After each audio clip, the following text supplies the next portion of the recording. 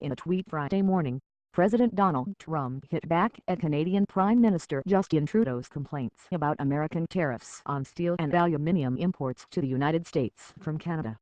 In the tweet, Trump noted Canada's high levels of protectionism on agriculture and said that trade barriers would come down only if Americans got a fair deal out of our neighbors to the north. On Thursday, Commerce Secretary Wilbur Ross said that the 25% tariffs on aluminum and 10% tariffs on steel would be placed on Canada, Mexico and the European Union at midnight.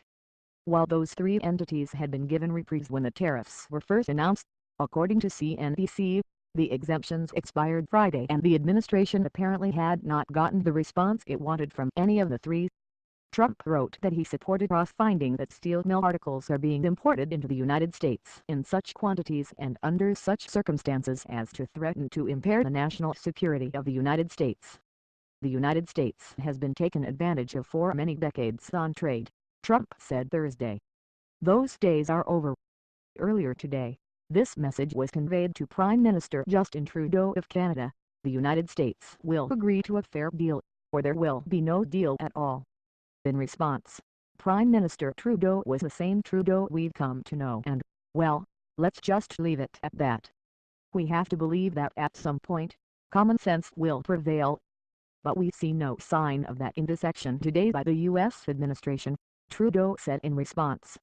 His country also announced retaliatory tariffs aimed at American aluminum, steel and other products. So, of course, Trump put Trudeau on blast using his favorite medium. Canada has treated our agricultural business and farmers very poorly for a very long period of time, Trump tweeted Friday morning. Highly restrictive on trade. They must open their markets and take down their trade barriers. They report a really high surplus on trade with us. Do timber and lumber in U.S. While one questions whether a trade war with Kazakhstan is really worth the hit to the American economy, it's worth noting that Trump isn't without a point here. While Trudeau and his fellow Canadians may talk a good game on free trade, our neighbors to the north have some serious protectionist issues of its own, particularly in the aforementioned arena of agriculture. One of the biggest areas of contention in NAFTA negotiations, as noted by Maclean's earlier this year, is Canada's protectionist regime to help their dairy, milk and egg producers.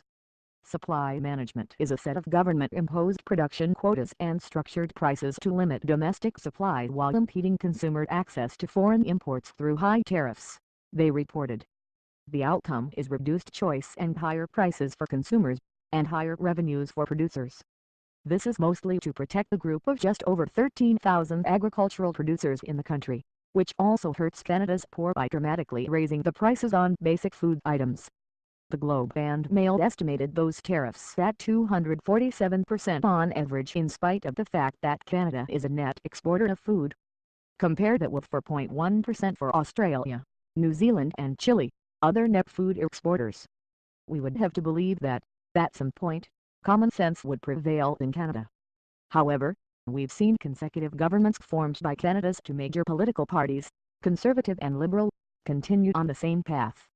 We see no sign of that in any action by any Canadian administration, and that's what Trump is calling them out on.